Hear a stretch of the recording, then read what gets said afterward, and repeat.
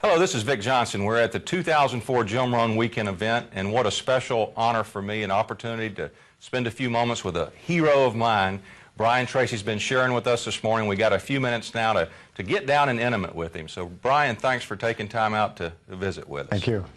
Brian, you have been a student of success, I guess, for 40 years. Yes. And you've written that success is predictable. Right. And I know the way you analyze things that you've got to have a great explanation for us. What do you mean by success is predictable? And if I'm someone seeking that, what are some of the key things I need to be doing, looking out for, or whatever? Well, if you go into the kitchen to cook a dish, and the very first thing you get is a recipe, and you follow the recipe, and you work with the recipe, eventually you'll master that dish. Once you've mastered it and made it a few times, you can make the dish over and over again, and you'll remember the recipe. You don't have to keep going back to the recipe book. Now, if somebody says, boy, that's really delicious, you don't say, well, it's a miracle, like something out of voodoo. No, you just followed a proven recipe that had been worked out by people before you. And that's basically the secret of success. If you want to be successful in starting a business, then you study what people have learned, and everything that people have learned they've written down or shared in seminars or put onto audio programs is I learned this from a very wise man named Kopmeyer, who spent more than 50 years studying success. And he had developed more than 1,000 success principles that he had derived out of something like 6,000 books.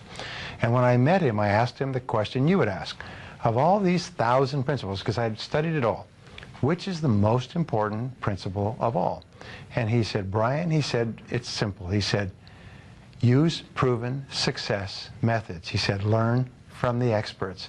He said, Brian, you'll never live long enough to learn it all for yourself. So what I find is that successful people are those who learn from others who've gone before them.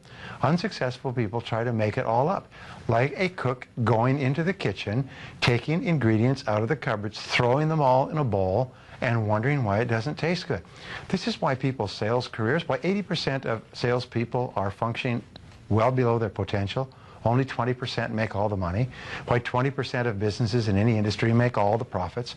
Why 20% of the professionals in any service make 80% of the money, and so on, is because they follow proven success principles, proven recipes, proven formulas, proven combinations, and they just do them over and over again until they master them. Then they can do more and more of them, faster and faster, easier and easier, at a higher level of quality.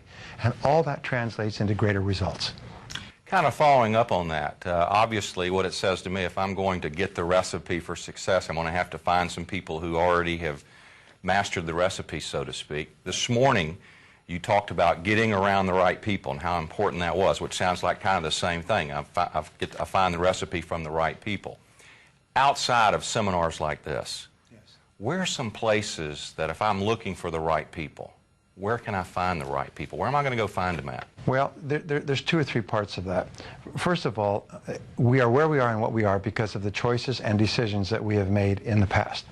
Choices and decisions with regard to the jobs we take, the people we work with, the people we marry, live with, socialize with, the investments we've made, the uses of our time, and so on. We are where we are and what we are because of our choices and decisions. So the starting point of change in our life is to make new choices and decisions, which requires that we stop making old choices and decisions that are not helping us. In other words, to get into something new, you've got to get out of something old. To start associating with positive people, you've got to stop associating with people who are not helping you. And in many cases, people realize they're going to have to break off old friendships, break out of relationships. I've seen this happen countless of times. Quit jobs, stop associating with negative family members who are constantly critical.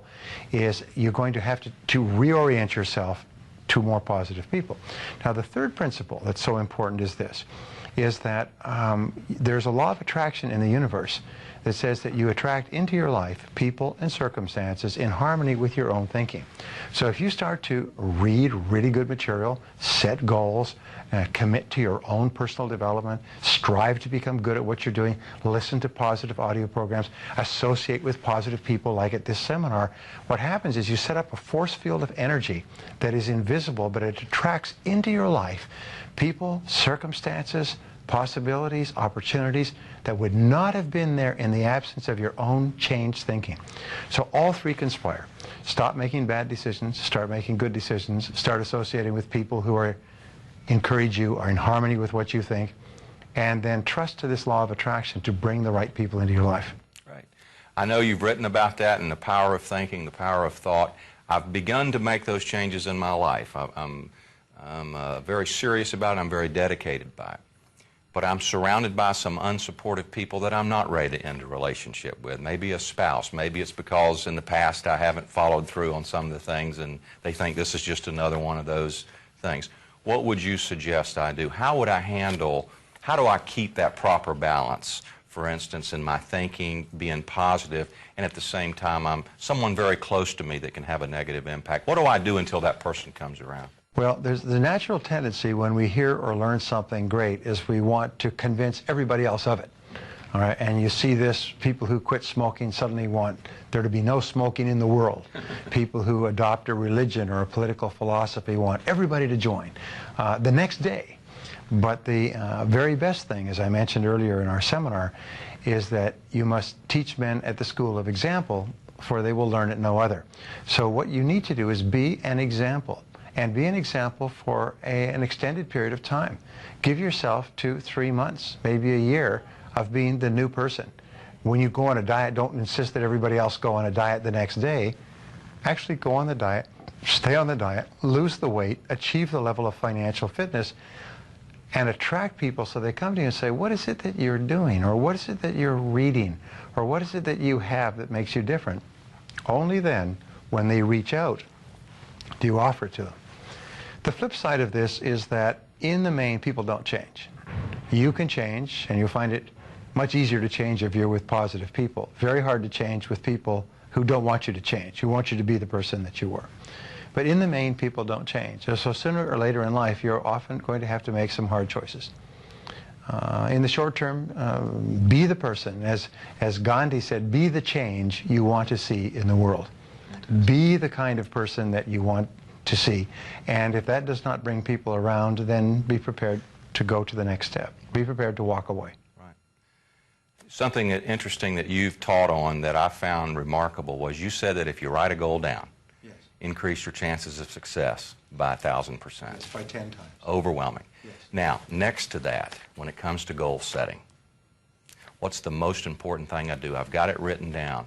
Obviously, that's got power if it's going to increase my odds of success 10 times. What's the next thing, the next biggest thing in that process? Well, there's a process which has made more people rich than any other single process of goal achieving. And it's to take your major goal and structure it as a question. If your goal is to earn $100,000 a year, then you write, how can I earn $100,000 in the next 12 months?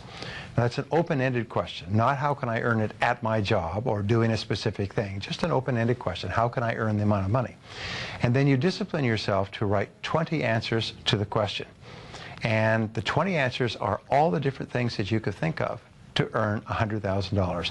Work longer, work harder, upgrade my skills, get a new job, take a part-time opportunity.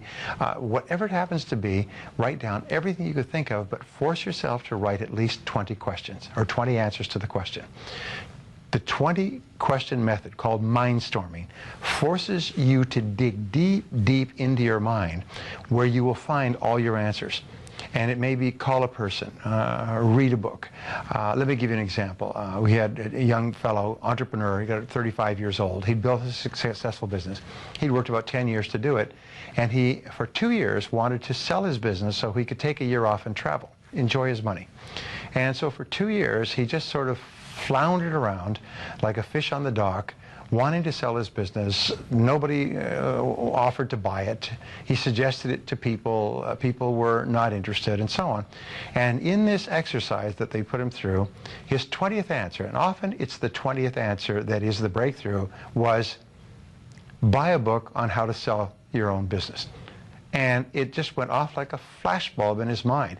At the break, he got up. It was a downtown hotel. Got up, went down to the street to a major bookstore, went and found, he was amazed at the number of books that had been written on how to buy and sell a business. So he bought 2 or 3 books. 2 months later, he had restructured packaged his business, sold it completely, satisfactorily, and took a year off. He said, but it was just a single idea. It was a breakthrough idea. But it was so simple. Just get a book on the subject. And you think, boy, that's pretty obvious, yes? But it's the most obvious answers that we overlook. Right. I know that you've built a lot of companies. I know you've coached a lot of people who've built great companies. You've been an inspiration and mentor to a lot of people. I'm a person who I've gone through maybe perhaps your goals exercise, which you have a very thorough goals exercise. I've put my goals down. I've got all the objectives and the tasks lined out, and I just can't seem to get started.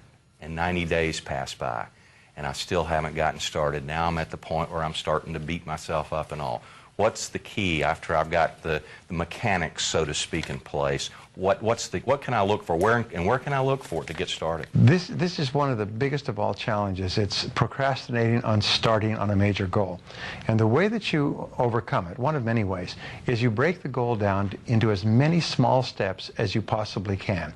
You make a list of every single step that you're going to have to take to achieve the goal. From the first one of clearing your desk, or reading a chapter in a book, or making a phone call, or working out a financial plan. So what you do is you break it down into small enough steps. Henry Ford said the biggest tasks in the world can be accomplished if broken down into enough small steps. And once you've broken it down into enough small steps, just do one step. Say, now of all of these steps, there are 5-minute, 10-minute steps. Of all of these steps, what would be a good place to start? And then you do just one thing. And maybe the next day you do just one more thing. And what happens within the mind is there's a natural momentum that once you get into the rhythm, you start to move forward. And pretty soon you're doing the next step and the next step and the next step and so on. I had a good friend who had for years wanted to write a business book. And he was working from 7 or 8 in the morning till 9 or 10 o'clock at night. He never had the energy to write it. So he finally said, I'm going to write this book, so I'm going to write it one page at a time. So he rescheduled his life, so he came home earlier, went to bed by 9 o'clock, got up at 5 o'clock, and wrote one page. That's all. By the end of the year, he had a 350-page book. And he published the book, and it became a great success. But it was just writing one page a day that enabled him to write a bestseller.